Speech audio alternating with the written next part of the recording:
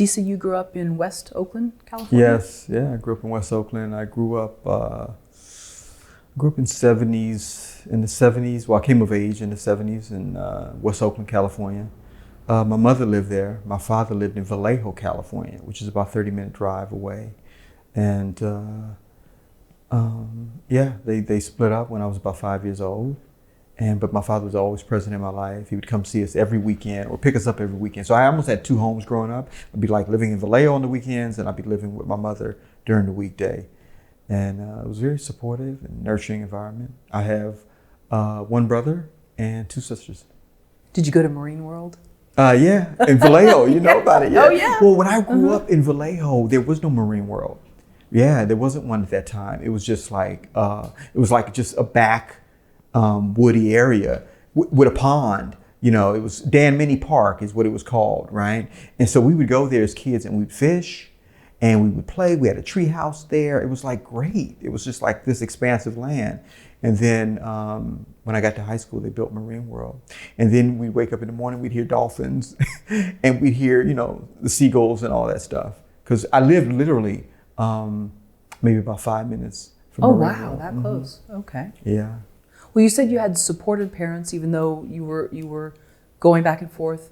But you said that a lot of kids that you knew growing up in West Oakland, their lives weren't like that. Yeah. For a lot of kids, especially my best friend Terry, for a lot of years, I never saw his father, and so I just assumed, you know, I didn't know where he was, but his father was in prison, right? And that was the reality for a lot of kids growing up in West Oakland. Either they were on drugs, and I'm not going to say all of them, but I just wasn't present to a lot of kids that had fathers in the home.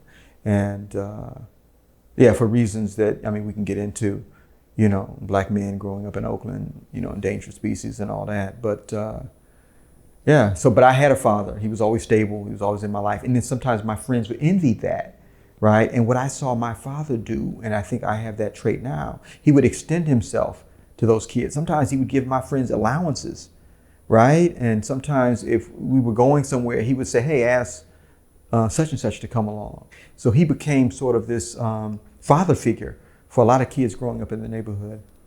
Mm-hmm. And I say that my connection to that, because as I start to look at my own life growing up and the work I'm doing in Sierra Leone, the soccer tournaments I have, the relationship I have with the children over there and the child minors, and just my relationship with children in general, I kind of see that.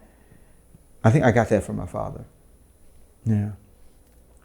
Wow, that's interesting. That's interesting that the kids that you felt that they, even at such a young age, that they knew, like, I don't have a father present and you do. And yeah, and you know, there could be a little bit of shame involved with that. Like Terry didn't tell me his father was in prison, and then his father would come out and we'd be playing, and all of a sudden, you know, it'd be like 12, and then I wouldn't see his father for another 4 years.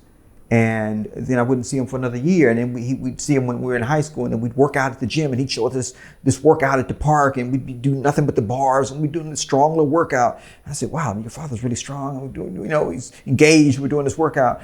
You know, unbeknownst to me that he was in prison a lot of that time. And so when he came out, it was sort of a, you know, he was making a connection back with his son, and I was getting to meet him, but my friend never told me he was in prison, you see.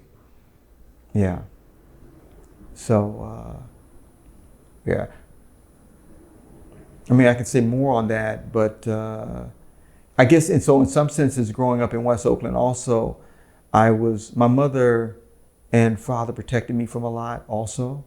Like, I just, you know, there's this thing about West Oakland where you could live here, but then if you go, and this was true up in Harlem a few years ago, not now, but you could live here, but then you go one block over and it's like, you know, it's drug infested and there's crack and there's this and that. And so, but my mother always kept me and my father always kept me on this side.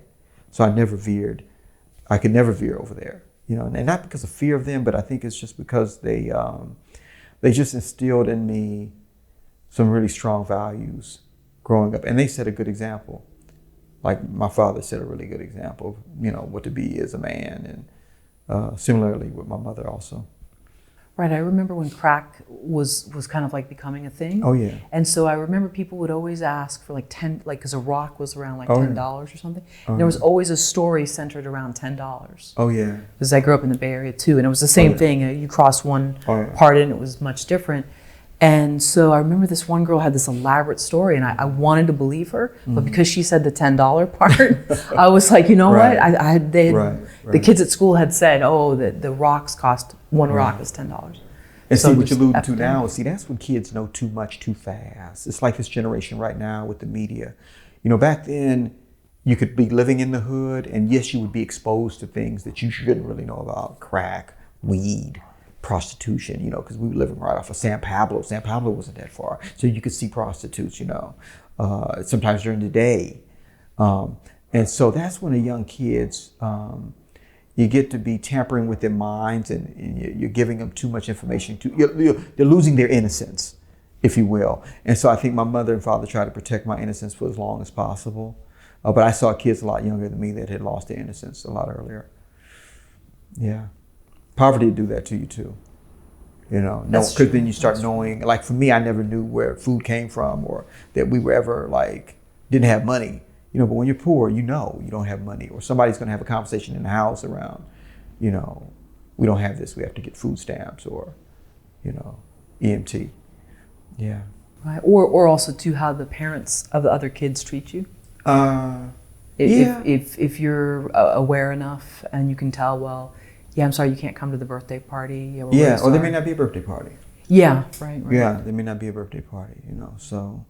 Yeah, I guess so living in that environment and being, I guess, growing up with a level of, I don't know what, I'm using the word empathy now because it made me, having what I had, and it just made me more appreciative, and it made me more just really sensitive around who other people were. I was always the kid wanting to help somebody out.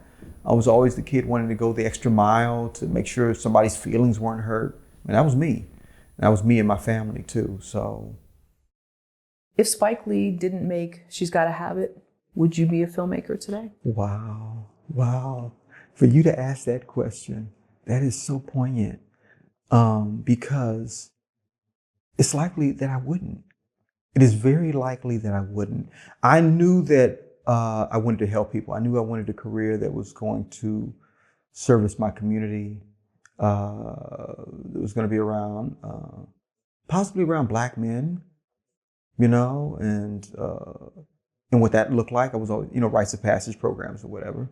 But the film thing didn't become a reality for me until I saw Spike Lee's early work. And I think it has a lot to do with modeling, you know, and we don't have a lot of, you know, it's like whether it's women, men, Black men, that is, you know, there's something to be said about representation and modeling. And at the time Spike Lee came around, there wasn't a lot of Black filmmakers. I mean, that you knew about. I mean, there was Gordon Parks. He had done some work, you know, Shaft. But I mean, there weren't, and there was Michael Schultz.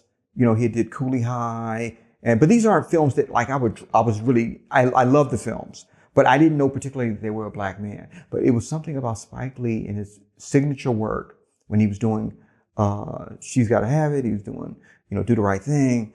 And it was just so pronounced and so much of a signature around Black culture that I was like, this is what I want to do.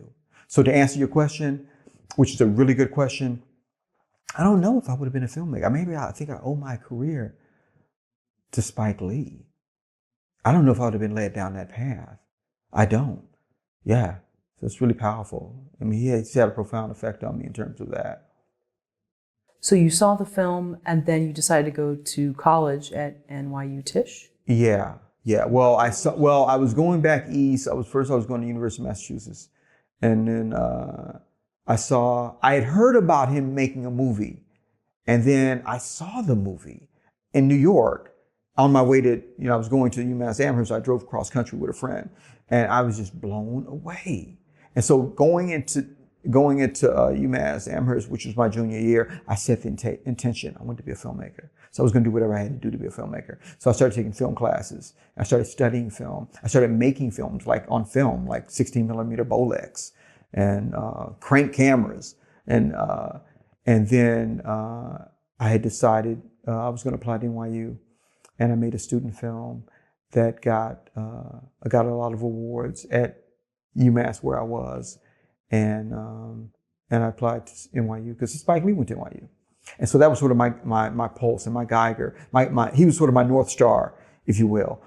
So I was reading all the books that he had written at that time, and so I applied to NYU and I got in.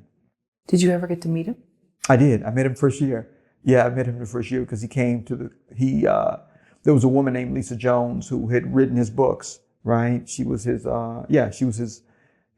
collaborator on a lot of his film books. And she was at NYU. And she was a few years ahead of me. And she said, Spike's gonna, and I heard when I got there, Spike likes to meet with the black students, right? He likes to meet with them, the first year. And so he invited us all to 40 Acres and a Mule, his production company. And I was like, I was starstruck because he was my idol. He was my hero. And I just shook his hand and it's just, What did he say? He didn't say much. He was just, Spike was, he was a presence more than anything else because he was really, back then he was soft-spoken and he let his work speak. That was his thing. And so for a long time I was like, wow, how's this guy doing this? because in the business, you got to be aggressive, you got to be strong. But Spike is very disciplined. He's very focused. You read his books. He would get up at 6 a.m. in the morning, write. He had a certain quota he had to write on a screenplay. And for the first 6, 7 years, he would do a movie every year. It would come out. And that was his process. He'd wake up 6 a.m. in the morning, write, and then he'd go about doing this thing. But so he's a very disciplined individual. And but I was just I was floored. Yeah, I was floored. He was my hero. Mm-hmm. At what point did you know you wanted to be a filmmaker? I think immediately after I saw Do the Right Thing. Yeah, that was pivotal for me. And just creatively, the way he put it together. And I didn't just want to be a filmmaker. I wanted to be a black filmmaker. So that's the distinction I wanted to make. I was aware of other filmmakers out there, but I was strongly concerned about representation of black people and what that would mean for us as a collective in terms of us needing filmmakers to tell our stories. And so that became a very important thing for me. So I kind of I embraced that. And they used to have conversations back then too. You're a filmmaker, you're a black filmmaker. You're a filmmaker, black. We had a whole conversation at NYU with people coming and actors would say, "Oh, I'm not a black actor. I'm just an actor." And I get that. I do get that. So yes, I'm a filmmaker. I'm Adisa, the filmmaker. And so I don't want to be marginalized or I don't want to be segregated over here to this other classification. But within the larger context of being a filmmaker, I'm also an African American. It's like being a woman filmmaker, right? Yes, you're a filmmaker, we get that. But within the specifics of that, you're also a woman making movies, right? And the reason I think you make those kind of distinctions is because of just the racism in society, right? And how or the racism and the sexism and all that, and how they've relegated us to a certain area. So but I took a lot of pride in it. I take a lot of pride in it. And even today, I want to be a role model for kids too. And so yeah, I'm a filmmaker. I'm a black filmmaker. I'm a filmmaker who tells message stories, message films. Yeah. Well, that's funny because you must be reading my mind because I was going to go to the message part, and that is, did you see your parents be about a cause, or especially growing up in the Bay Area? I know it's very cause-driven up there. Got the whole influence from Haight-Ashbury. Yeah. So did you see that in them growing up there? Well, what's interesting about my generation is that even though my mother was a Black Panther and was very active in that movement, and my father had come from the South, were clearly, and my father had me at a later age, right? And so he was born in 1921. Okay, so he was coming from the South, clearly went through racism, segregation. He had been called boy. He was coming of age where there wasn't a lot of opportunities for blacks. So he ended up being a welder. He was a tradesman. He became a welder and he came out to California, became a welder. So you knew he was very well aware of that. And when he would drive us home, his home, to see his grandmother in the South, in Alabama, during the summertime, we would drive. My father used to have a gun in the car, and it was on the side of the door, right? And so I'm like, okay, that's already why are we driving with a gun? And then when a white cop would pull us over, and this happened, and invariably it would happen, right? He would get out. My father was very slow in his motions. He would get out very slow. He would say, yes, officer, no, officer. Yes, officer. Was I speeding, officer? Okay, I was speeding, officer. Oh, okay, I'd like to see your license. Yes, officer. You can show you my license. He was very, like, overly congenial, right? And then he would get out. But now in retrospect, you know, he was really probably concerned about the safety of his children. And we were in Arkansas, or we were in Texas, and where, you know, something could happen, right? And so, and because of his background coming from the South, which he knew all too well, you know, this is how he behaved in the presence of, you know, of law enforcement, if you will. And so, but I say all that to say that, so when I came of age, I think my father didn't tell me much about that at all. Like, he didn't really. And I know my mother didn't tell me about the 60s and the Black Panther movement either. It was later when I started going into college and I saw a book laying around. It was Hugh P. Newton's book, Blood in My Eye. And I was like, Mom, what is this? No, it was George Jackson's Blood in My Eye. And I was like, Mom, what is this? You know, or Hugh P. Newton's book. And he had signed it and autographed it for her. And then she would say, oh yeah, this is blah, blah, blah. But they tried to protect me from that. They did. And my father tried to protect me from all that, the atrocities. You see that with a lot of, I think, my generation that came of age. It was like, they just didn't tell us about it. As if, you know, they were trying to protect us so that we could create our own futures. And they didn't want to harm us because that was a very harmful period in our history. Yeah, so I didn't grow up knowing much about it. It wasn't until later that I would start to investigate it. Would you see your mom going to meetings, protesting? No, None because it was of beyond that. At that point, it was beyond that. And so, yeah, I didn't see that. And she didn't talk about it. And my father didn't talk about the South. And they never talked about it. It was only later when I went to college that I would read up on it. Or when I read the autobiography of Malcolm X, I remember, and I was so curious. I said, Dad, blah, blah, blah, did you know about Malcolm? He said, yeah, I knew about him. He was in the North, right? But then he wouldn't say much about him, you know, and he just wouldn't. He wouldn't say much about him. My mother was the same way. They didn't talk about it. Like, what about COINTELPRO? Like, did they? And my mother knew about COINTELPRO and all that stuff, but she didn't talk about it. Because for them, I think it was, let's not, it wasn't about passing on that information because it's weird now that I think about it, because so we grew up in sort of not a utopia, but it's like we didn't know about all that. That becomes this big schism between us. And I think in the Jewish community, you don't necessarily always see that because they keep teaching, you know, the generations. The Holocaust becomes a constant reminder, and, you know, you start going through Bar Mitzvah and, you know, whether it's the rites of passage programs they do, and it's like, here's your information, here's your history. Whereas with us as African Americans, sometimes it's like, we don't, some of us, I don't want to say all of us, but that generational information is not passed down. And so, and I think because of the 60s and the turbulence of that and what was happening in the South, my mother and them just didn't want to pass it on. And my friends didn't know about it either. You know, growing up in Oakland? Yeah, didn't know. But I mean, would it probably be no different than basketball players now? And you talking about, you know, not Lou Alcindor, not Kareem, but probably like Eldridge Baylor. And they're like, well, who's that? You know, they may not have that direct connection to who he is in terms of history. But it's then during that time that I began to see the connections to history and why we must know our history and how we empower ourselves through our history. Yeah. And how that history can also determine your future. Right? And so that's when I started to make that connection with Spike Lee, just to bring that back home in terms of who he was as a filmmaker, and then connecting that to, you know, how we didn't have images as Black people. Or even so, even the images that we did have, whether it was Coffee Brown or some of the exploitation movies, we didn't direct. We did not direct them. So it was like, oh, okay. So that's, I need to change that. Your first short film was in 1994? Yeah, it was called Note to the Minor Key. And my collaborator on that was Avery Williams. And it was more like a mini feature. It was more like, I mean, we were like, because, and I say that because Avery, I love him dearly. He's in Atlanta right now and he's teaching at Morehouse. But he wrote that script and he brought it to me to direct. And I was like, well, you know, we're gonna do this through the school.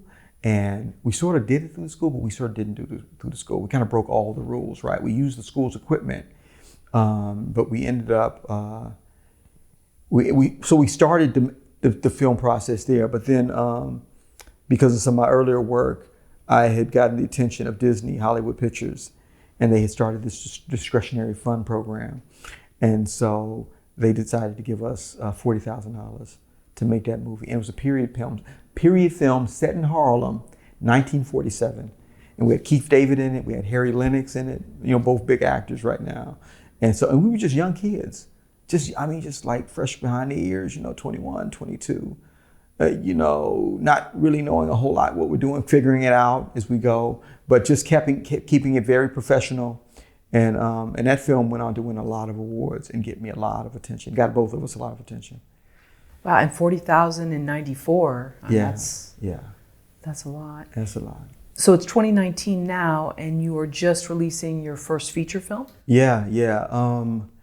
I think the whole old adage about, what's holding you back, it probably stands true. And I think for a lot of years, I resisted writing, right? I became a better writer over the years, but when I first started out, I didn't really particularly write as much. And I think that the filmmakers that are really prolific, or the ones that are really can get there faster, they generate their own material, right? And they write. So it goes hand in hand. They write and they direct, they write and they direct. So if you don't write, you're either having to find material or work with other writers, right? And so I didn't write for a lot of years. And so when we look at the gap between when I graduated film school and when I came out with my first feature, a lot of it is because I was learning how to write in that period of time. Yeah, I was learning how to write. Mm-hmm. Were you reading screenplay books? I was reading screenplay books, but then life happens. Yeah. And so I came out here early 2000, high hopes of directing, but it just didn't happen for me right away. It didn't happen. I had to get a job. And so then I started looking at what are my options. And then I'd always done sound in school. I was pretty good at doing sound as a production sound person in school. So then I started doing sound out in LA on commercials and videos. And mm-hmm. So then what was it that made you want to do a feature film? Like, why were you ready, 2 years ago? Or yeah. Well, time was getting away from me, and I had figured that was my dream. I didn't want to get away from my dream of being a director. And so I just hankered down and I did whatever it took. That was my mantra. I just decided I'm going to do whatever it takes. And I'm going to confront myself at every corner. And so look at my weaknesses and I'm going to make my weaknesses into strengths. And so then I just started to write. And then I hooked up with another collaborator, another writer, Stephen Palmer Peterson, and he wrote Skin in the Game. And yeah. So were you almost emulating Spike Lee, getting up at 6? I was getting up at 6, literally. I mean, it's like, even right now, like the cost, it takes a lot to be a filmmaker. And I think those that make it are it's more determination and persistence versus talent. A lot of times, I mean, talent hand in hand. You take that for granted, but you want to be talented at it. But I think it's really about persistence and determination, and how much you're willing to sacrifice. In some cases, because in some cases you may not be eating. You may be eating top ramen, or you may be taking some least attractive jobs because it allows you more time to write, right? And I think when I made that decision, and you're not leaning on other people. In other words, the responsibility for your life and becoming a filmmaker is yours. It doesn't belong to your wives or your partners or your boyfriends or your mothers or your fathers. So it's not about them sponsoring you or giving you a cushion or saying, okay, you know what, you go ahead and write, I'm gonna pay your rent for the next couple of months. So it was about taking complete responsibility for my dream and what I wanted to make happen and what that looked like. And so if it meant working all day and writing all night, then that's what I did. Was it about, 10 years ago? You had something that happened that your heart stopped three different times? Oh, you've done your research. 10 years ago, I went to Sierra Leone with Isaiah Washington on a documentary film shoot. And on that shoot literally would change my life. Not only did I get exposed to Sierra Leone and the conditions over there because they had just undergone a civil war. And Isaiah was looking up his roots, and I was part of the documentary team. I had a great experience. But when I came back, I had a near-death experience because I had caught a virus over there called the hantavirus. And when I got back to LA, I was just fatally ill, and I had to be rushed to the hospital. I was in the ICU, and my heart stopped beating 3 times. I had multiple organ failure. And I was in really bad shape. And the doctors didn't think I was gonna make it. Nobody thought I was gonna make it. So my mother at that time flew up here. And people were just praying. I was just in critical condition. And but miraculously, I made it through. Yeah, I made it through.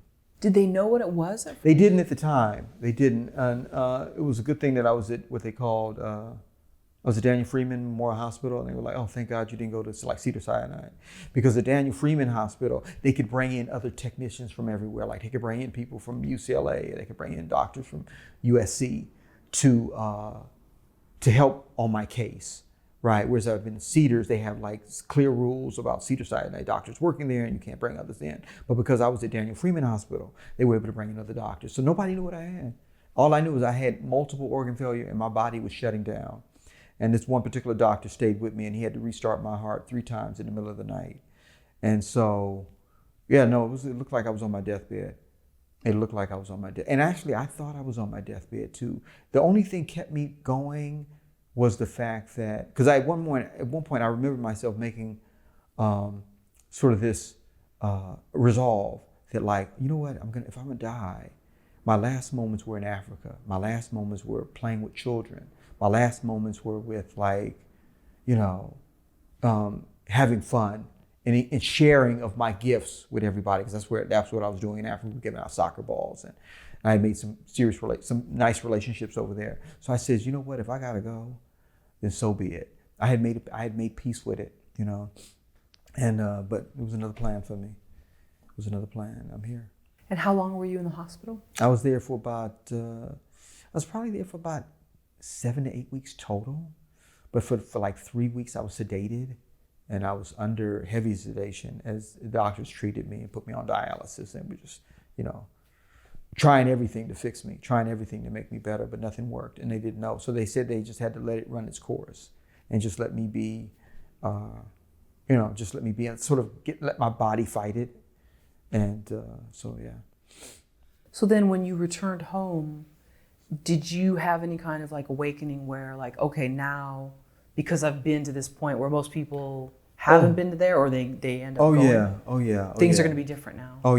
Much. So that what happened was when I got back and I had gotten well, I shocked everybody because I told my mother I wanted to go back to Africa. And she was like, oh no, you can't go back to Africa. Oh no, you're not going to do that to me again. My mother was beside herself. My father, everybody tripped out. They were like, no, you can't go back. Because I got an opportunity to go back with, was it Regina King? Yeah, Regina King, the actress, had invited me to go back and work with her on her documentary. And so they were like, no, you can't go back, especially going back to Sierra Leone, the same place. And so people were freaking out. And, but I was resolved. I was like, you know what, I'm better. I can do this. And I wanted to do this. There was some things that had happened to me by being sick, like, I was having revelations around my life and what I wanted to do with my life and how I wanted to show up. And so, yeah, and going back to Africa was part of it. So even in your, like, when you were conscious but laying in this bed or whatever, you knew, like... Yeah. If I got better, I knew I wanted to go back. And I did go back. And not only did I go back, I started a foundation, the Adisa Foundation. Not only did I go back, I had a soccer tournament we would do every year. And we would put kids through school. We had foundation for that. I was like, we was working to get the kids out of the diamond mines. I was very active. Still am. Mm-hmm. And did you finish that documentary about the diamond mines? Yeah. And then, then I shot a documentary on it, me going back. And so the documentary captures me going back, hosting the soccer tournament, giving the kids money for school, and giving a look at what the kids were doing in the diamond mines. Yeah. And these are miners that and these are young miners, like 7 years old, 14, Mohammed and Musa. Yeah, they're older now, but yeah. Yeah, and so that was a really powerful thing for me. And that's actually started the ball rolling with my film career again. Because once I did that documentary, I was just hungry and wanted to do a feature, right? So then what I did was I wrote a feature based on my experience or rebirth experience about going to Africa and this trauma that I was experiencing. So it was sort of a true to life story, although I substituted myself for a football player. I made it a little bit more commercial. And I spent a lot of years trying to get that going, and I couldn't get it going. And then after a number of years, I just thought, I gotta work on it because I couldn't raise the financing. So I said, let me work on a project that I can do that's doable, something that is it's not going to cost a lot of money. And I just happened to be up at Oakland at the time, and then my sister was talking about how she wouldn't let her young daughter ride the bus. I said, why don't you let your daughter ride the bus? And why are you driving around everywhere? Because that wasn't my experience growing up. And she said, well, there are gorilla pimps up here. And just recently, there was a gorilla pimp that snatched a girl off the bus and put her into prostitution. I was like, whoa, really? And so that stuck with me. And in the midst of that, I'm looking for my next subject matter in terms of my film. Then I came back up to LA, and on the newscast that exact same week, it was talking about a young girl who was prostituting herself on Long Beach Boulevard. And I was like, oh, wow. So I just couldn't ignore those two sort of circumstances or those two instances of prostitution and trafficking that came up. And at the time, I didn't even know it was called trafficking. I was just like, prostitution. It wasn't until I would read it later that I would say, oh, they're the one and the same. Prostitution, trafficking. These girls don't want to do it. Some of them are being manipulated, coerced, And that's how, and I just started to research it heavily, and then started to think about what a film could look like. I'm just curious, did people notice that you had changed in that you had gone through where you faced death, and then when they saw you again after maybe a year later, did they notice your personality was different, or in that you had a new sort of purpose, or? I think the light had turned on more. I'm not gonna say it was completely different. I mean, I was already like a very positive, optimistic person, wanting to do things, but I was probably stopping myself, like the tournament in Africa and working with the kids. I never thought I could do that. There was something about the way I was living life that I felt like that was larger than what I could do, right? And so I started to, yes, to answer your question, once I got better, I started to test the boundaries more, like around greatness and largeness, and saying that I can do it. I can do that. Why not? Right? And so, yeah, in that way. And then having to experience death also, I mean, it just gives you this sense of, I'm not saying immortality, but to experience and be that close to death and to know that it can be snapped away from you at an instant, it kind of sharpened my focus about living life in the present, moment to moment, and doing as much as I can in that moment. And that was in 2009? Yeah. So do you notice that a trajectory of what you've done since, like if you saw like a timeline of Adisa's life? Yeah. From the documentary to the trafficking movie, when Skin in the Game, we're going to talk about shortly. Yeah. And then, but along that, we just have to realize that it just takes a lot to make it in film. I mean, it's not like, and they be talking overnight success is 18 years. Somebody says, oh yeah, you made it, man. You're overnight, and it's been working at it for 12 years, 13 years, some cases 20 years. You never see a young Morgan Freeman on the screen. I mean, like, can you imagine what would a young Morgan Freeman look like? You've seen him in his 40s, you see him when he did Glory and all that. And he's already older. It's like already like in his 40s. But what does a younger one look like? The lecture company, But so I say that to say that, it was happening for me, but nothing happens overnight. And so it was just a lot of hard work and a lot of dedication, a lot of time. Did you think before that it was possible to be this over? Like when you were leaving Tisch, did you think, because I think people don't realize sometimes how long it takes to get something. No. I mean, if you had told me when I graduated that it was going to take 15 years to do a feature, I'd been like, no. I'd been like, you're kidding. You're out of your mind. I would have been more like that, right? And so, no, I mean, I thought it was going to happen right away. And then I got, I got hit in the face with reality, filmmaking, what it really takes, and And not only that, sometimes it just takes a lot of luck. It takes a lot of being in the right place at the right time. So, and sometimes it just takes what it takes. Sometimes it took me, like if I had to say would I want to do any of it over? No. Because, if I had made it right out of film school, I probably wouldn't have gone to Sierra Leone, right? I wouldn't have been a sound man, so I wouldn't have gone over there with Isaiah Washington. I wouldn't have started a foundation. So my life probably would have been on another trajectory. So I don't have any regrets. It happened the way it happened. I embrace that. Yeah. And to answer your question about just being stronger. Yeah, so the experience made me stronger and it challenged me to be better. Mm-hmm. With Skin in the Game, what made that project different from the other movies that you had gotten off the ground or been a part of? Yeah, Skin in the Game was probably one of the hardest films I had to make up to this point because emotionally, I had to take myself, and in the writing, I had to take myself to a really dark place, right? Trafficking is a dark, dark world. And so it probably wouldn't have been my first choice, but I was somehow compelled. I was just compelled to tell the story. After meeting the women, talking to survivors, I just got deeper and deeper, and I just said, this is something I have to do. But but I think I probably resisted it at first only because of the subject matter and the darkness of it. But then at some point, I just I couldn't avoid it as a filmmaker and as a human being. I mean, as a human being, I felt like I needed to tell the story. I felt like the voice of these women needed to be told. Yeah. And were some of the women that, on set, were they survivors of this? Yeah. Okay. Yeah, we had one in particular. Her name was Jayla Baxter. There's another woman named Delita Miller. Both survivors. Both had been trafficked at some point. Both were prostitutes, escorts, and then they were on the other side of it now. They were now rescuing girls, right? And they were in a leadership position. So they gave us a lot of counsel. And I leaned on them heavily in the research of the movie. Terms, the subject matter, something Jayla would always say was, a young boy doesn't grow up thinking he wants to be a pimp, so remember that in terms of the empathy to everybody involved, right?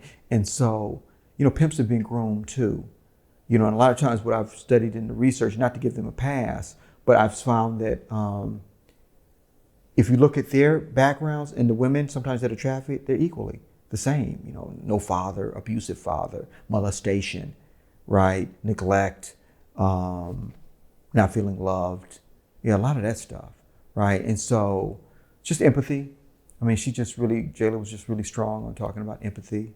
And she was really strong on talking about boys and girls being trafficked. It wasn't just girls, it was boys too. So a lot of stuff I was hearing for the first time, like they were living it, but I was hearing it for the first time, And how did you meet them? Well, at first it was really hard to get into the community. And when I say the community, it's like I would go to meetings, trafficking organization meetings, but I couldn't meet the girls. I couldn't meet the survivors for obvious reasons, because number one, I'm a filmmaker, so they're thinking, exploitation. They could be thinking that, cash exploitation or what that could mean.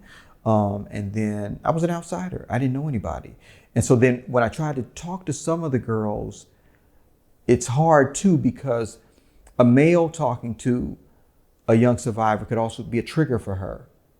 And when I say trigger, that's like a woman who's been through a trauma or an experience, right? And then a male figure shows up, and whether my hair, complexion, whatever, it could have been a trigger for her. Me interviewing her, talking to her. So they want to avoid that, giving these women triggers. You know what I mean? There was one woman I interviewed who said that, and she's a survivor and a leader, and she had been through a lot. But she said that if her pimp came in the room right now and said, let's go, and she'd been out of her life like say 10 years. But she said if her pimp came in the room right now and said, let's go, she said she would get up and walk out with him. Yeah. So this living trauma that these women go through is real.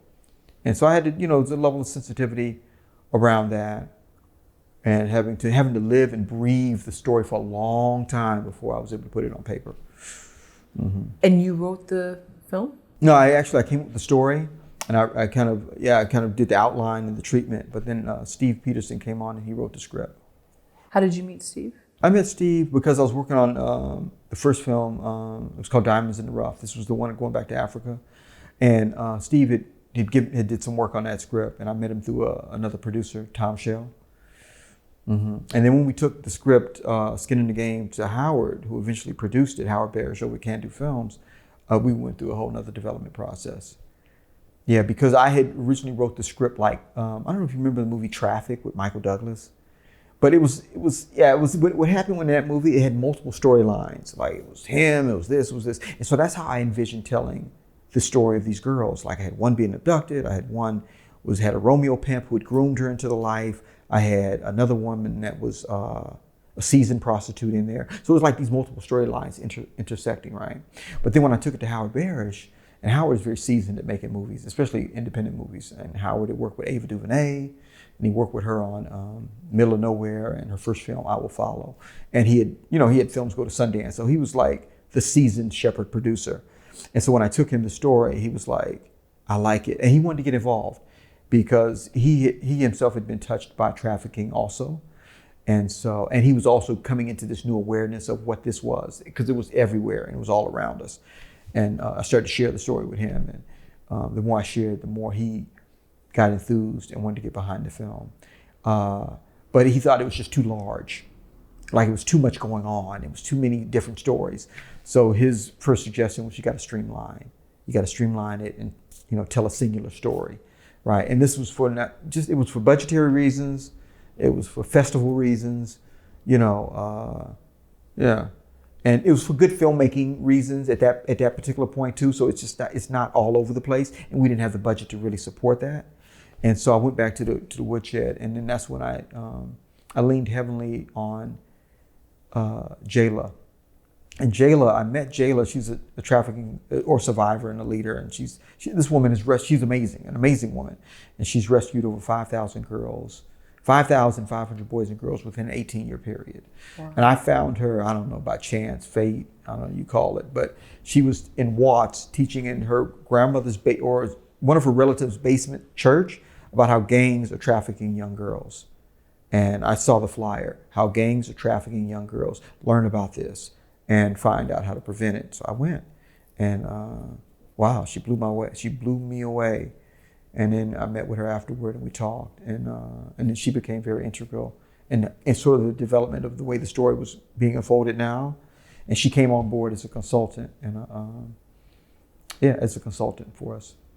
Because now the story is about a mother and a daughter, and then getting a former prostitute. Yeah, she was always in it. The mother and daughter was always in it, but it wasn't about a woman, former prostitute, rescuing her. And that's where Howard made the input and said, you got to streamline it.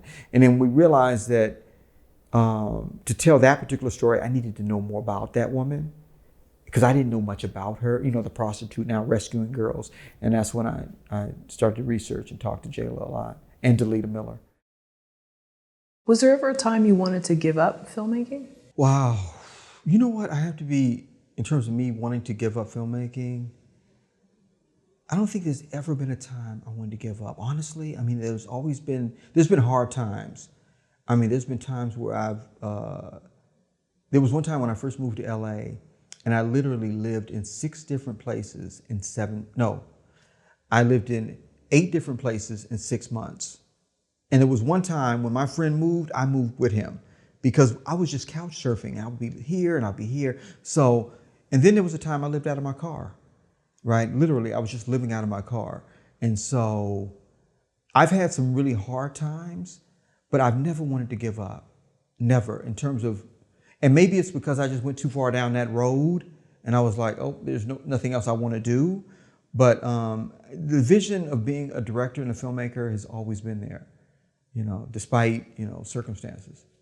Yeah, but I've had, lived out of my car, lived out of a sound stage. Yeah, I've paid the price. And not that everybody has to do that, right? But when when you have a dream and you're committed, and it's something that you believe in wholeheartedly, then you'll do whatever it takes. You'll do whatever it takes to make it happen. So you were living out of your car, and were you still being creative, or at least attempting to be creative? No, it was hard. To answer your question, living out of my car and being creative, it was hard. And no, I wasn't. I was still writing, but it was hard. And at some point, I had to just find a job. And that's when I started to do the sound thing more seriously, just to keep a roof over my head.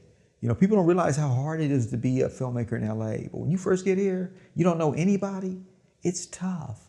And so I had to get out of survival mode, right? I had to get to a place where now I have money coming in, I'm paying the rent, I'm eating, I don't have to call home and ask my mother for money for rent. I had to, so being in survival mode is a really hard place to be.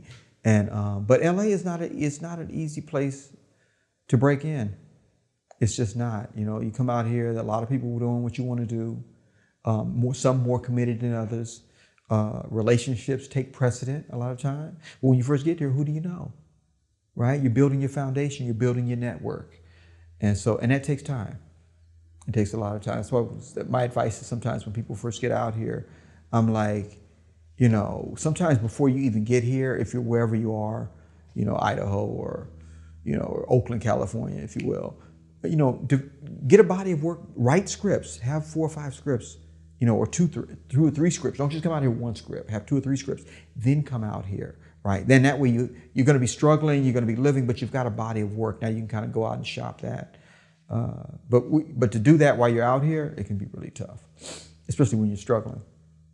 So once you got this stable job and you got an apartment or your roommate or whatever, then did it happen gradually, or did you feel like, okay, now that I have something coming in every 2 weeks or whatever, this paycheck, I can start writing? And what do I want to do? Yeah. Well, I got to tell you, I had to get out of the place of, I would meet people and they would give me hope. Like I would get my script to somebody and somebody, oh, I can do it. But then I had to realize that a lot of people in LA just talk, right? And so, and I would call home, Mom, I met such and such, or a girlfriend if I had it at the time. Oh, I just got the script. So I just had to get out of that place, right? And so now, having done it for a lot of years, now I take the expectation off of it. Like I have hopes that everything is going to happen, but I take the expectation, like meaning I'm gonna give this person the script. They're going to green light it, we're going to make it, and it's going to be done. Because that doesn't happen a lot of times, right? And if you always set yourself up for that, like, oh, it's going to happen, then you're living in a constant state of disappointment. So I think the best thing to do is just sort of give it to somebody and release. Give it to somebody. You have high hopes, but don't be so attached to it or the expectation, right? Because you may set yourself up for disappointment. And a lot of people I know, a lot of writers I know, go through a lot of depression. I don't want to come out of the house. I want to talk to people. And so I'm not that kind of person. But yeah, I've just learned to just sort of just release. I mean, put the effort, in the case of Howard, when I gave him the script and we started to talk about it, I mean, it was a year later. I mean, we developed that thing for a whole year. Oh, wow. So it didn't just happen like that. I gave it to him, piqued his interest, he liked it, but he wanted to develop it, right? And he developed it, me not even knowing that he was gonna make it. I mean, it was never a promise or him saying, oh yeah, if we get it to this place, I'm gonna give you the money or I'm gonna finance it. It was a cordial, it was a great relationship. The script was becoming better, so I didn't mind the relationship because he would give us notes and the script would be better. So at the end of that process, whether he was gonna make it or not, I was gonna have a better script. So I was like, this is a win-win for me.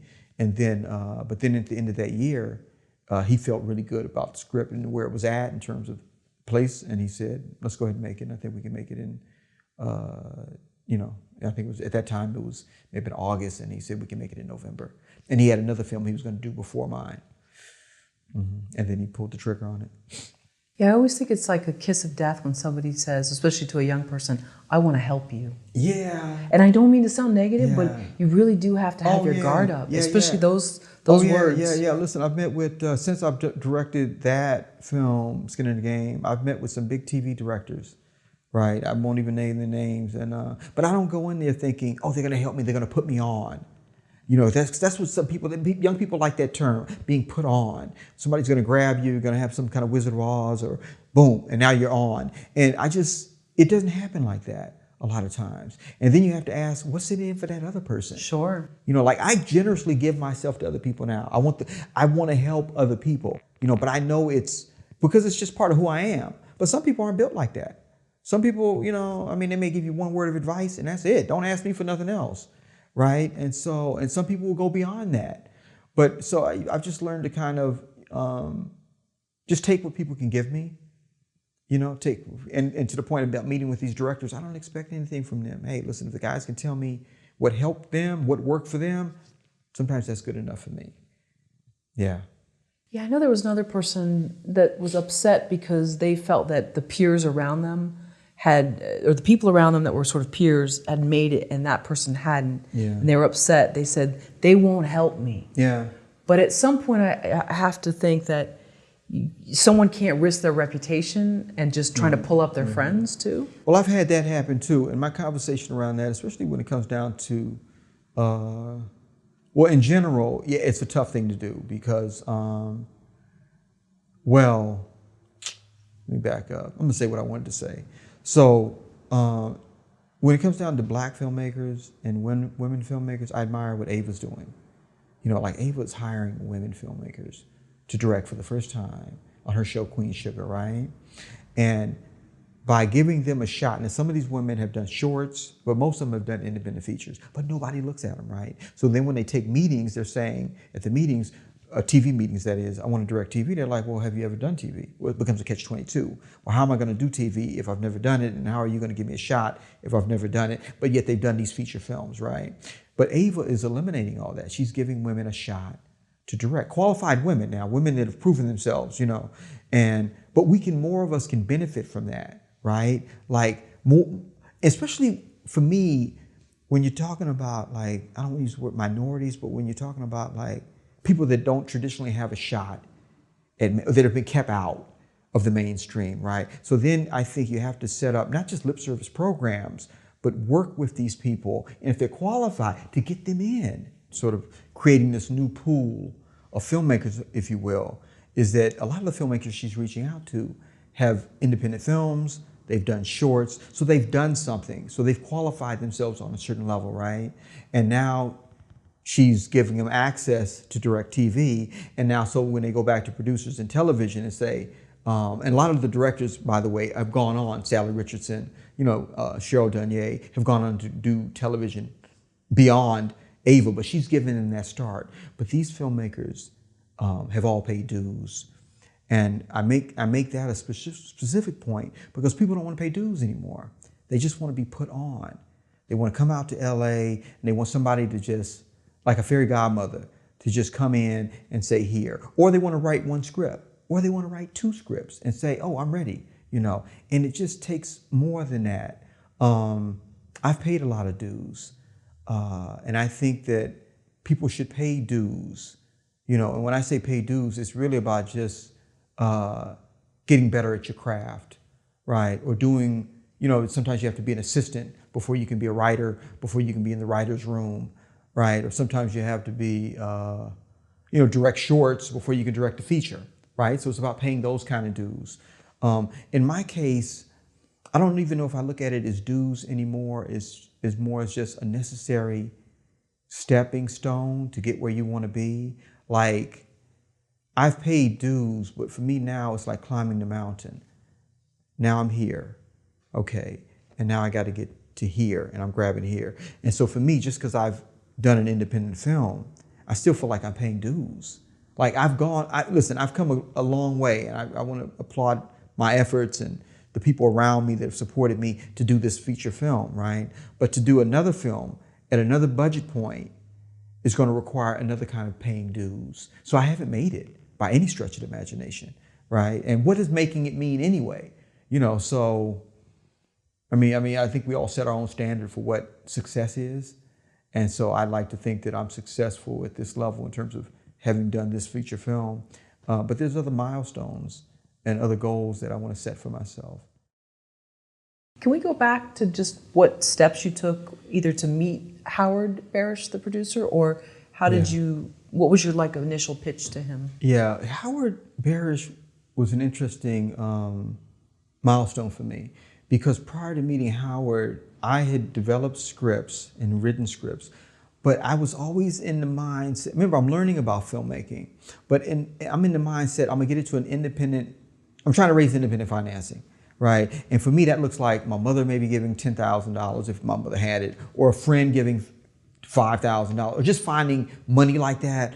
And I was led down the wrong path so many times, talking to people in Atlanta, talking to a casting director who knew somebody with money in Atlanta, and they get excited about the project and say, we want to get this thing going, we like it, blah, blah, blah. And you don't hear from them again, right? And that had happened so many times. Like, I mean, the amount of people I had talked to that weren't really, I'm gonna use a qualifier here. They'd never produced a film before. They'd never given money to a film before. So that becomes, for any filmmaker going out there to making a movie, I mean, certainly you can work with people that have never done it before and they're gonna give money.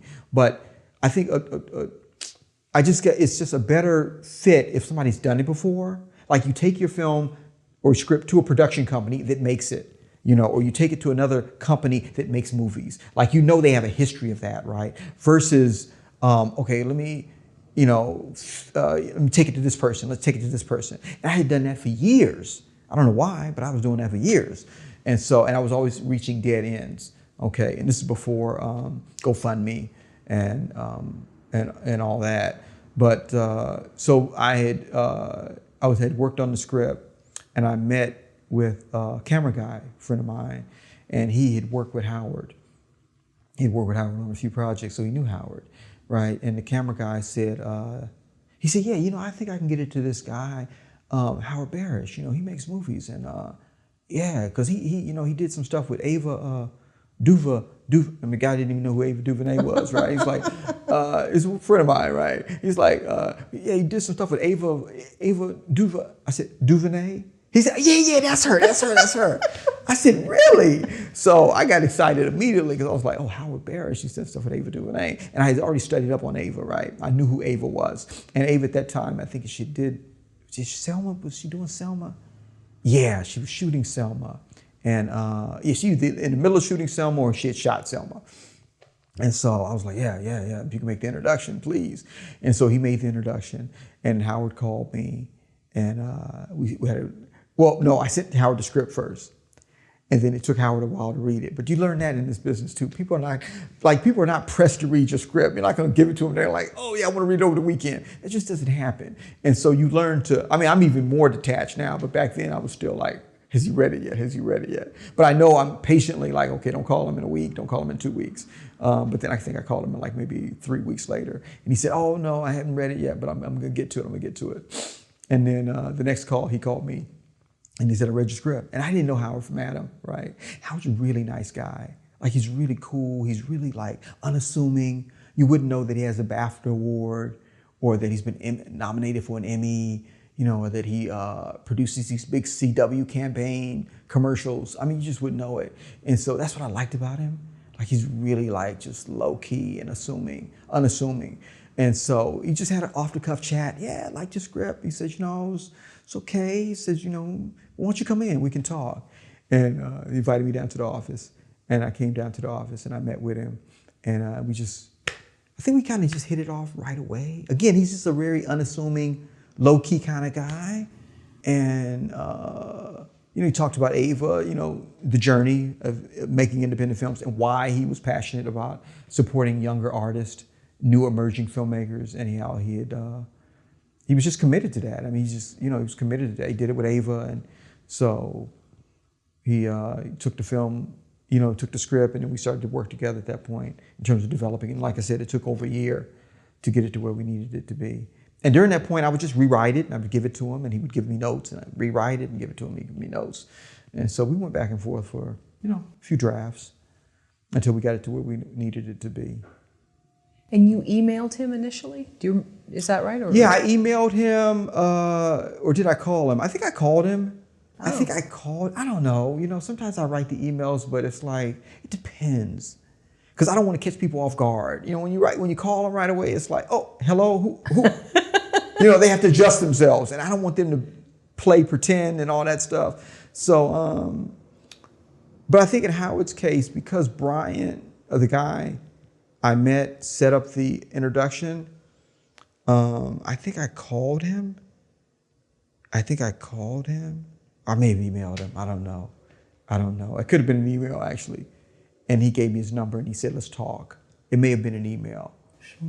It could have been, because I like that soft intro sometimes. It gives people, they can gather themselves on the other end, you know. Well, he doesn't know if you're a solar panel salesman. So. Yeah, he doesn't know, you know. And then, you know, of course I had, and you know, Howard took a big gamble too, because you see, in my mind, I'm thinking I'm ready, I can do a film. I know I can, right? But from the other person who's financing the film, who's going to produce it, he didn't know. Because it's not like I did some shorts, and he saw the shorts, but it's not like I had done a feature before. Feature's a whole nother animal. We can talk about that. It's like a short film is a short film unto itself.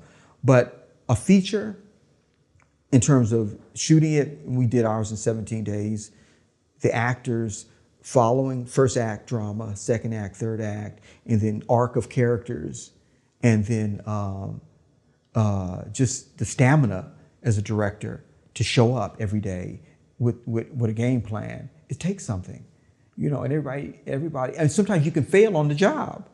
Like, you know what I mean? Like, you can be a first-time director and get on set, but you better have first AD who's very clear about laying out a schedule, a DP who's done this numerous times, so they've got you sort of, they're supporting you in making that first feature. And so the margin of error for you becomes less. Right? Does that make sense? Because you're a first-time director, but yet you've got, you know, an AD, an experienced producer in Howard, and you got a DP who can sort of steer the ship. But when you don't have that, you know, and then you got a first-time director out there, anything can happen.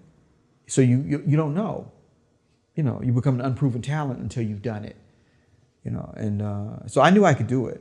I was very confident about that. I've been on enough sets. And my experience doing the shorts and the documentary, and I had an acumen around film. I studied a lot of films. I had, But I mean, there were things that surprised me on the set too. I mean, it was like, yeah, it was still a challenging experience. You know, like I was still figuring things out. You know what I mean? Like, I remember one day I showed up on set and Keira Kelly was our DP. Keira Kelly now shoots Queen Sugar. Black woman DP, really talented. And so I remember one morning, we did a shot list top to bottom, right? And so we knew exactly how we were gonna approach each scene, the movie in itself. You can kind of do that with a 16-day shoot, and you better do that. You better be very specific about what you're gonna cover, because you don't have a lot of, like, we don't have a Spielberg set where we can play with, oh, we're gonna shoot this one scene one day, you know, or David Fincher, yeah, let's just do this one scene one day. You know, like we got to shoot like really 4 or 5 scenes in a day. And so, but I showed up one morning and I said, I got an idea for this shot, right? And she looked at me. She said, yeah? And I said, yeah, why don't we start here and put it on a dolly and then move it up here as they get out of the car, right? He said, wow, that's really cool. I like that. She said, but that's not on the shot list. We didn't talk about that. I said, I know, but it's cool, because I got inspired, right? I got inspired that night before. I said, no, I know, but it's a cool shot. It's gonna look really cool. And she said, yeah, no, but we didn't talk about it. And I said, but she said, but you wanna do it? I said, yeah. She said, but it's gonna take a little time, because we gotta put the dolly, blah, blah, blah, blah, blah. And I said, no, but let's go for it. And they started to set up the track, right? And one dolly man, and he was one dolly grip, and he was laying the track, and he was, you know, leveling the track, and then hadn't even put the dolly up there yet. And I looked at him, I said, damn, this is 10 minutes. And he hadn't even laid that track yet. And he's still trying to level it. And I'm like, 15 minutes. And I said, scrap it. Let's go back to the plan. Let's go back. She said, you sure? She's a really professional DP. And what I liked about it was she's gonna give me my vision, right? So she was cooperative in that sense. You know, a lot of DPs, you know, argumentative and whatnot. I mean, not all of them, but, you know, I've heard stories. But she was very like, it's your vision, let's do it. But I saw how long it was taking to put that track up. And I said, kill it, let's go back. And she said, you sure? I said, yeah. So that was an instance where, in terms of me growing as a director, knowing, especially with this budget, what you can do and what you can't do, right? And we could not afford, whether time, money, or otherwise, to lay a track down and do a dolly. And I didn't have a trained crew like that. You know, like I've been on other sets where they have dolly grips and 2 or 3 people working the dolly. We didn't have that. You know, we had like 2 people in the dolly, in the grip department, 2 people in the lighting department. Some days we spread out to 3, but on bigger scenes, but we didn't have that. So I was like, you know what? So I learned my lesson. I may have cost us 15 minutes, but if I had continued on that path to do that shot, I would probably cost us about 45 minutes, really. Because then now you have to allow for the shot. One time you have to allow for the dolly. Oh, they missed the dolly mark. Then you got to allow for the pull focus. Oops, he missed his mark. So everybody got to allow for a mistake, right? And then the guy pushing it, oh, he made a mistake. So it's like, you know, it increases the take value or the ratios in terms of shooting it too. So I surrendered it. But I say that by way of a learning lesson. You know, I learned by doing the first feature too. And imagine if she had fought you on it, you might have spent a half hour trying to prove your point. Oh yeah. So it was brilliant that she said, okay. Oh yeah. You sure? Okay, let's Let's then go. Yeah. you got to see within 15 minutes that it was going to cost more time. Yeah, exactly. So, you know, sometimes it's just there's no getting around doing a first feature. Like you have to do it. And like people think I don't know if people think they can dial it in or it's easy.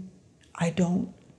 Sometimes I get that impression when I talk to filmmakers, especially filmmakers that haven't done it before. They think they're going to be great at it. But, you know, it's like anything else, you know, whether you do sound or you DP. They don't look at it like a DP. Like a DP, you know, when you shoot something, it's going to take a minute to perfect your craft. It's just going to take a minute. Lighting, you know, camera, lenses. It's a very technical thing. But being a good director can be that too. Right? Sometimes people think they can just step on set and just, oh, boom, let's make it happen. But no, you know, the good directors, the really good ones, they worked at it. So I have an appreciation for directing, and I do a lot of studying on it, blocking, you know, coverage, you know, working with actors. I've taken classes, you know, in terms of directing classes. Brad Barnes does a great directors working with actors class. I've taken that. Frederick Douglass, writing, because I think all directors should be able to write. I mean, it helps. It helps you to understand story, arc, where it's going. You don't become, it's just, you know, yeah, it just helps you become a better story technician. So, you know, I believe in the craft. I believe in knowing the craft. I've worked with actors a lot. And so it becomes very helpful. Yeah. Having done many short films, when you actually started with the feature, did you think you were going to be as calm under pressure when things you're having to come up with not just a plan B but a plan C, and then you know that there's all this money riding on it and there's all this time, you got to make your day. Yeah. Did you realize how much pressure there would be having to make these decisions on the fly? Yeah, it was gradual. It was gradual because I heard somebody explain it to me like this. Like you could be a producer, right?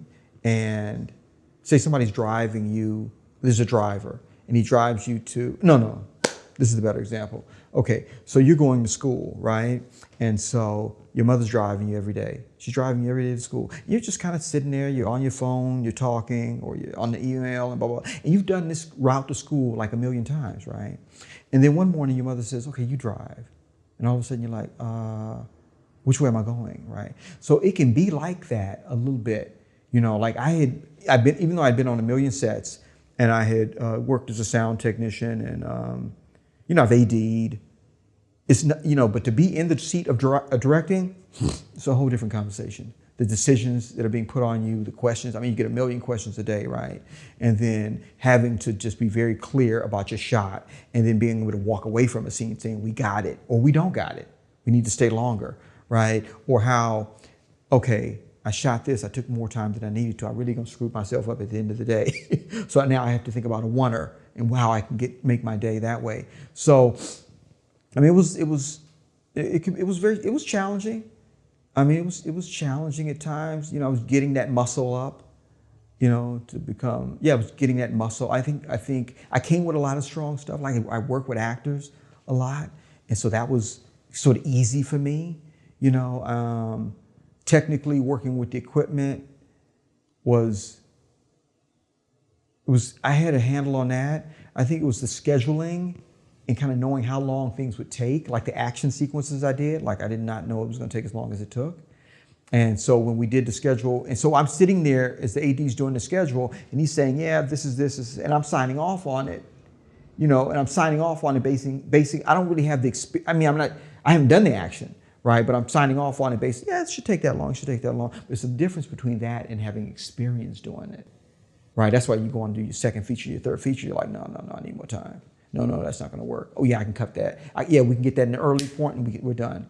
Like we did a lot of car shots, the hostess tray. I mean, one day the guy set up the hostess tray. And it wasn't my fault and it wasn't the AD's fault, but the guy just took forever to set up the hostess tray for the car mount shot, right? And it's because he didn't know what he was doing.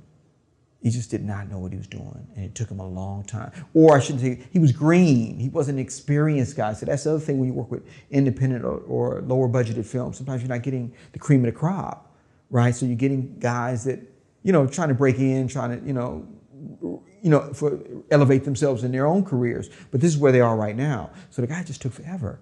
And so I was like, wow, this is killing us, man. This is killing us. And so I had to just switch up and say, we can't do this. We got to go to another shot. Or he screwed, because he didn't know what he was doing, or he just screwed us. Now we had to go from, I couldn't do the cross coverage I wanted.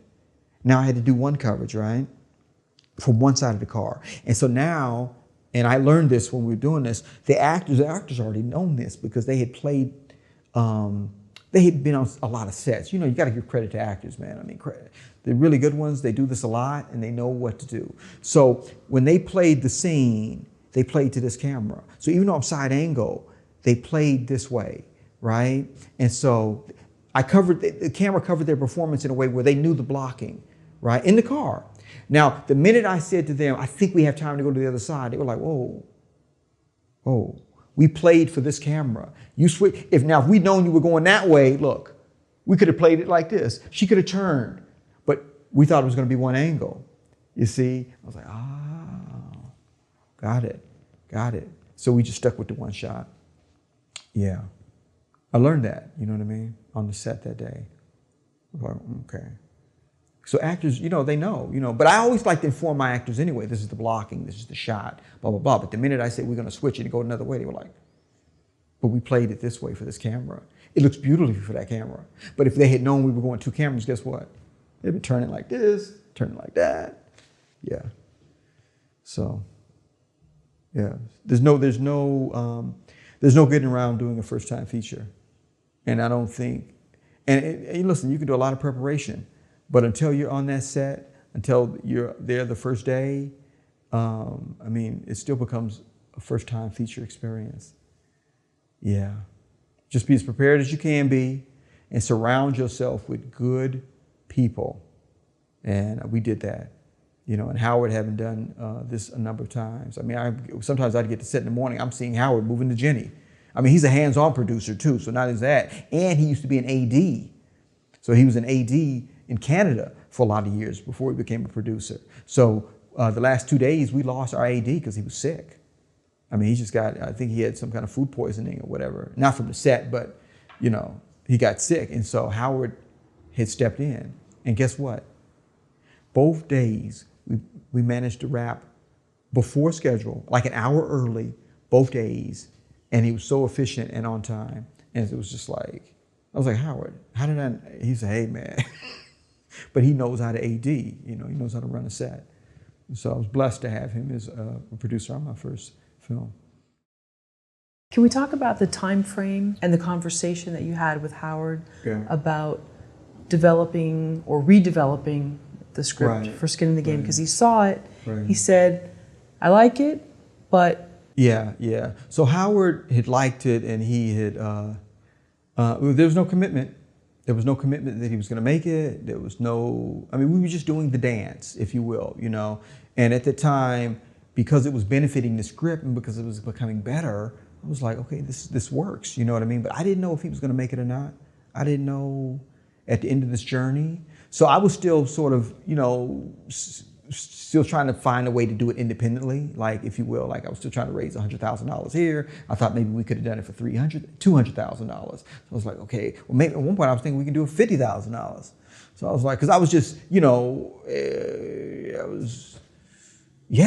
know if I don't want to use the word desperate, but I wanted to make a movie. Like I wanted to make a movie, right? But you gotta be careful with that word desperation, because that desperate causes you to rush a script into production. Being desperate causes you to overlook certain things. Like the script may not mechanically work, or it may have problems, but you're like, oh God, I just gotta make this movie. So desperate is not a place you wanna be. You know, and you talked about being on set sometimes, and you just don't want to be that guy woman who's on set being desperate. You want to be calm about the whole thing, right? And so I had peace of mind during the whole process, but I didn't know if he was going to make it or not. And so I was looking for at that time, probably, seeing how we could do it for $100,000 or whatnot. And it was a year. I mean, you look up, but a year goes by kind of fast. Like you're like, wait a minute. 3 months have passed. You do a rewrite, 2 months have passed. You give him a script, it takes him a month to read it. Then he gives you back, he calls you, there's notes. Then he travels, hey, Howard, boom, he's at Sundance Film Festival. So then that month is down. And then he comes back, and then he has to gear up for this commercial thing. So it's like, and I'm working. So it doesn't feel like a year, but a year goes by, right, before we make the movie. Yeah, and the script is constantly getting better, and it's constantly evolving, and we're constantly in communication and talking, about, what it could look like, and yeah. So then sending him revisions, and then he gives you notes? Yeah, I would send him revisions. He had Mike Nell is over there. He's a co-producer over there, and Mike would give us notes. I would go, sometimes I'd walk in, we'd sit down, we'd talk. They'd both give me notes. We could change this. What do we think about this? And it was never like dictatorial. They would just be making like suggestions. I think it would be better if we did this and blah, blah, blah. I mean, because Howard and his company, I think they protect, or they respect the vision of the filmmaker, right? So it wasn't like they were trying to change my vision at all. It was just always about like, how do we make this a better house? This can be a better house. This can be a better. What if we add this? What if we take this away? The ending was a big thing for us, because Sundance and usually independent film, like places like Sundance, they like darker endings, right? They like gritty endings, and so we played with the ending a lot, But then I think there was who told me this? Yeah, one of my survivor women told me, don't make it a dark ending, she told me. Even though the reality for most of these girls is they don't get out, right? A lot of them, truthfully, either succumb to drugs, they get worn out, and some of them die. The lifespan of a prostitute is only like 7 years. Yeah. And so, or they OD. So it's like a very grim experience. And so, but she told me, do not show the ending. So in our movie, I don't want to give away any spoilers, but there was a point where the lead girl gets caught into the life and doesn't come back. But this person, the survivor, told me, she said, don't do that, because she says the pimps will use it as a recruiting tool. And they'll use it to say, look, see, she couldn't get out. You see this movie? This is the truth. This is your reality. So don't even try. And it meant something to me. So I shared that with Howard and them too, and I think it impacted all of us, in terms of the way we shaped the movie toward the end. Yeah. Did anybody try to talk you out of making the movie, in that they thought maybe you can't get distribution because of the subject matter? Distributors might be scared of it. Yeah, well, that's where Howard was key. But I remember one of our first meetings, and he repeated this a lot. He said, listen, movie, after we finish it, it can be a paperweight. It can be an exercise in futility. It can sit up there on the bookshelf there. It's just, just collecting dust, right? It may go nowhere, right? He was very real. I was like,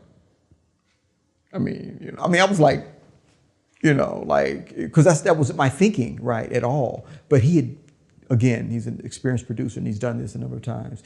And then when we met again, when we were getting ready to make the movie, he said, listen, this can either sit on the shelf, it can be a paperweight, or it can be an exercise in futility. Like, he said that exact same thing. And do you still want to do this? And I said, yeah, but see, he had been to the other side of the mountain.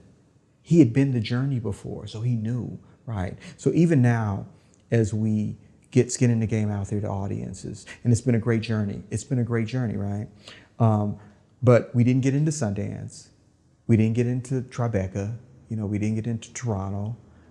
We didn't get into South by Southwest. We didn't get into any of the top tier festivals, right? So that was a whole year, because if you know anything about festivals, they want to premiere your film first, the top tier ones. If they don't get access to your film first, like say if you premiered at Chicago International Film Festival and then Sundance said, okay, we want your movie. We want the exclusive rights to the premiere. And you're like, well, we already premiered it at Chicago. They're like, oh, we don't want it. So that happens a lot. So you have to gauge it. And we had to go a whole, like almost cycle year of trying to get into the big festivals. Then when we didn't get into the big festivals, then we could back up and say, okay, we didn't get into all the big ones, right? And why do you want the big ones? Because the distributors are there, because the buyers are there, because the national press is there, right? The attention is there. So you want to hold out for those festivals. But when you don't get it, then you say, okay, now what are the second tier festivals? And so then we were fortunate. I mean, we were fortunate in the sense that we premiered at Urban World in New York in September, which is a great festival. You know, we had a great premiere there. Then we went up to Whistler Film Festival in Canada. And then we ended with the Pan-African Film Festival, and we won Best Director, Best First Feature Film. Right. So yeah, it was. It's been a journey. But to your point about Howard talking about the paperweight, but now we're in the process of distributing it, right? And distributing it is almost as hard as making it. Like when you ask yourself, what is the hardest part? Writing the script, making it, or distributing it? I'm almost like, well, distributing it is hard as hell, because now you got to get it out there to people. People have to see it. You want people to see it. And so, yeah, it takes, and we're an indie film, so it's like, yes, you can, you know, so. Plus, it's not as sexy to be distributing it. Yeah. When you're on set, oh yeah, you're even though there's stressful moments. And then you made another point about the subject matter. So Howard was also very clear. This is not a popular subject matter, or a lot of people don't want to see that kind of thing. It's in the shadows, right? And so even my wife, for instance, never read the script. Even when we finished the film, she never saw it. And she was actually, when I was writing the script, she's like, how can you write that? How can you, I mean, it created something for her in terms of just the subject matter. And we had 2 little girls. So it was, and I understand it, right? And so I knew, just translated from that to what Howard was saying, it's not going to be an easy sell. And, for whatever reason, people are not going to just be, it doesn't matter how good the film is, just going to be drawn to the subject. But Howard said, I'm willing to roll the dice. In spite of all that, he said, let's roll the dice. Knowing what he knew as a businessman, he said, let's roll the dice. Yeah. It seems like you're attracted, or you're willing to explore dark subject matter and know that a lot of people may not want to see, they may know about young children working in mines, and it's horrible, but do I really want to spend years? Right. Why do you think you're willing to go there? Well, because as much as you talk about the dark subject matter and the darkness of the, why do I go there? I'm an optimist. And so I like to see the light in the darkness. And sometimes I think the light is in the darkness, right? And so I'm going to go there because I'm still fighting for the hope and the possibility, right? So I'm never going to tell a story where it's just dark, right? And then at the ending, it's like unconscionable, and I'm always there's going to be a spin on it, right? Or there's going to be a take on it. So in the diamond mine thing, we got the kids out of the mines, we funded them in soccer, and we put them in schools. So that was like, there was something that came out of that. Right? And so with the girls, it was important for me to tell the subject matter, but it was also important to tell that one story of possibility and hope. The girl that made it, the girl that did get out. And so we can cling on to that, So I'm not afraid of the darkness, but, for me, there has to be that, that thing where I'm not going to just live in there and just, wallow in it. Yeah, there's got to be some hope, some possibility. So I'm always fighting for the possibility and the hope. Has anyone just said, well, make a romantic comedy? Why don't it's just, it's an easier sell, or what? Oh yeah. And Oh, yeah. if your heart's not in it, how do you feel about that? Yeah. No, I've gotten that. Just do a romantic comedy, just do a light drama, which I probably will do one day. But that's not who I am. It's just not who I am in terms of that. In terms of developing material, in terms of my interests right now, in terms of what I'm excited about. Yeah. But I hope to lighten it up, do a romantic comedy one day, do a comedy. But just right now, this is where my interest is. This is what draws me. So is your sort of approach to filmmaking similar to life, where you just kind of tell it like it is? And has that worked for you, or has it ever rubbed people the wrong way? It's interesting that you should mention that. I'm so glad you mentioned that, actually, because there's two schools of thoughts, and I've heard Gina Prince Blytheworth, the director of Love and Basketball and Disappearing Acts, she talks about this as a writer and director. She said, you can tell it like it is, right? Like you can exactly replicate life, and this is what it is, and if it's bad, it's bad. If it's dark, it's dark, and I'm just going to show you like it is. And she says, but she prefers to tell a story that is how it could be, opposed to just what it is. And I subscribe to that. I don't mind showing it like it is, but I also want it to be like, this is how it could be. Mm-hmm. And you think that's from your parents, because they were willing to help some of the other kids, and they were always sort of this foundation for you? Yeah, I think a lot of it goes back to my parents, because I lived in the realm of possibility. You can do this. My mother always said you can do this, and she always supported me in whatever I did. If I wanted to be a filmmaker, she said you can be a filmmaker. If I wanted to go to NYU, she said you can go to NYU.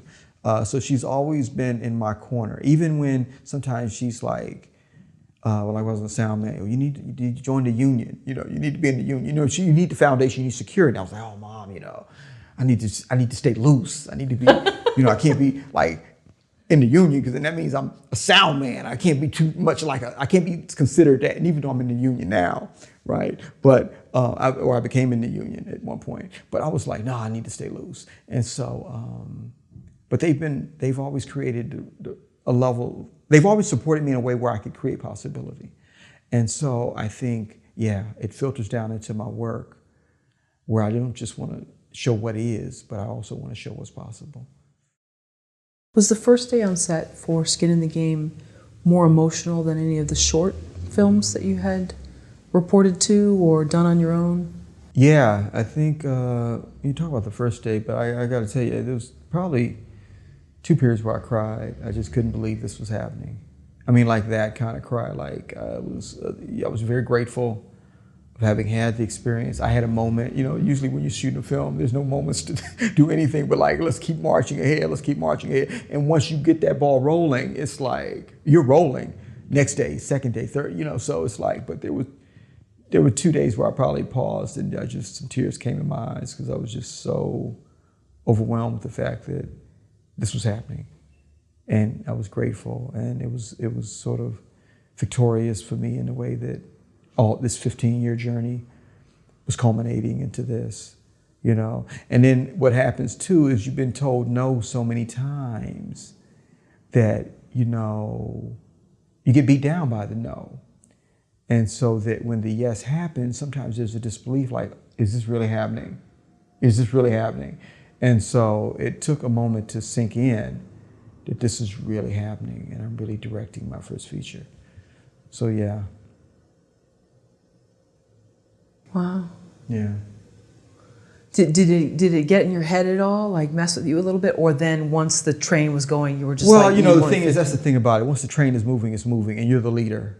And the day or the actors or the shots that you choose, it rises or falls with you. So you just have to embrace that. And I embraced that pretty fast. Like, I didn't have too much time to sit back and be like, ooh, ah. I had to get into director mode, and that meant efficiency. That meant, having the actors believe in me and have confidence in me as a director. So that meant coming prepared. And, I like to work with my actors, so I like to, sit time to rehearse. Even that we had limited rehearsal up front of the film, like maybe 1 or 2 days, which wasn't a great, and I didn't get a chance to rehearse with all of them. I always liked it before the scenes. I would go into the trailers and say, let's talk through this scene, let's work it out. Let's work it out. And I always, because of the work I did with Brad Barnes, who works at the Directing Actors Workshop, he never let the actors rehearse alone. So I take that into my practice too. He said, because what happens is, and I've seen it, actors will end up creating motivations and objectives for themselves without you, right? As they work alone. And then inevitably one actor may end up directing the scene. Like one actor may take charge. So then that may create some division on set where one actor feels, like superior than another. So he wants to eliminate that. And he wants to eliminate the fact that when the actors work up front on the scene together, they've locked it. So then when they come to set and it's locked and you look at it and you're like, oh no, that's not it.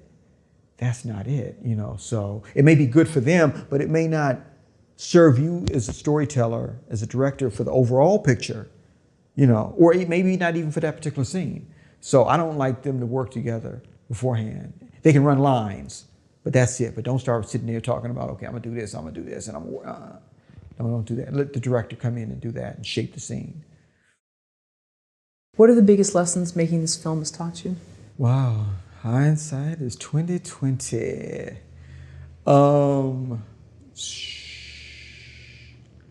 Well, it's always difficult to look back on your work and talk about what you could have did or what you should have did. But there were some different choices I would have probably made with the script. Looking back on it now, I don't want to get too specific about that because I want people to enjoy the movie. And I don't want to talk about, maybe if this was 5 years and the movie was removed, then we could talk about it. But now it's so fresh. I don't want people to go into the movie and be thinking, oh, this, that, and the other. But there are probably some different choices I could have made script-wise. Another big lesson is trust your gut. Yeah, trust your gut. Yeah, no, yeah. And that just goes down to hiring crew, when you're on set, making decisions around shots, because sometimes what happens on a film set, people, everybody's there to make the film, right? And everybody's there to have a good experience in making it.